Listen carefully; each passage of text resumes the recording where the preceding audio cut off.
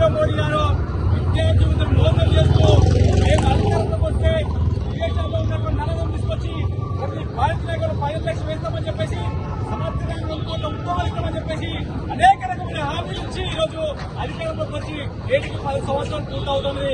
కానీ ఈ 10 సంవత్సరాల కాలంలో ఈ దేశంలో ఉన్నటువంటి విద్యార్థులను పట్టించుకోలేదు, దాంతో పాటు రైతులను పట్టించుకోలేదు, కార్మికులను పట్టించుకోలేదు, సబ్బండ వర్గాన్ని పట్టించుకోలేదు.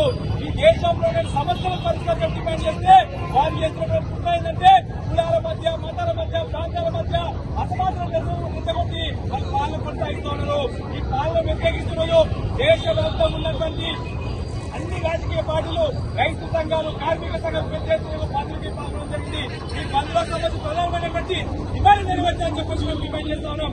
ఏదేమైతే నరేంద్ర మోడీ గారు చెప్పిన మాటలు చూస్తే, వారి యొక్క ఆచరణ చూస్తే దానికి తేడలేదు. కాబట్టి ఈ దేశంలో ఉన్నటువంటి విద్యారంగాన్ని కాపాడలేకపోతున్నారు, యువతకు ఉద్యోగాలు ఇవ్వలేకపోతున్నారు, రైతులను కాపాడలేకపోతున్నారు, కార్మికులను కాపాడలేకపోతున్నారు.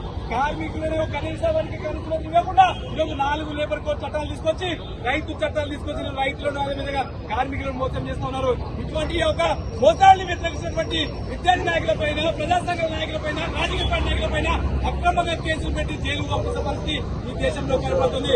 అదేవిధంగా విద్యారంగంలో చూసుకుంటే నూతన జాతీయ విద్యా విధానం 2020 అనే పేరు మీద ఈ దేశంలో ఉన్నటువంటి విద్యను ప్రైవేటీకరణ, కాశీకరణ, ఖాతరు చేయడానికి సిద్ధపడుతున్నారు. అదేవిధంగా యూనివర్సిటీలలో ఉన్నటువంటి RSS హోదాలో ఉన్నటువంటి వ్యక్తులనే నియమించుకుంటారు. యూనివర్సిటీ పరిష్కరించడం లేదు.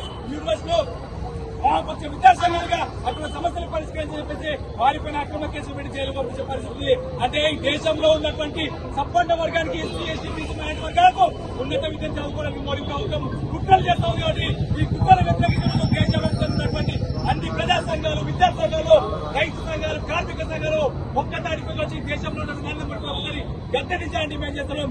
దాంతో పాటు రానున్న ఎన్నికల్లో ఈ దేశంలో ఉన్నటువంటి విద్యార్థి యువత 2020 పార్లమెంట్ ఎన్నికల్లో ఖచ్చితంగా ఓటమి చెప్తేనే మన సమస్యలు పరిష్కరించారు. కాబట్టి ఆ దిశగా మనందరం ముందుకు పోవాలని చెప్పేసి ఏదేమైనా ఈ యొక్క భారత్ లో చెప్పండి అన్ని విద్యా సంఘాలు ఏఐఎస్తో పాటు ఇతర వామపక్ష విద్య సంపూర్ణ మద్దతు తెలియజేస్తూ భవిష్యత్తులో కూడా వారు చేసేటువంటి పోరాటానికి సంపూర్ణంగా ప్రత్యక్షంగా మద్దతు తెలియజేస్తామని చెప్పేసి ఈ సందర్భంగా తెలియజేస్తాం.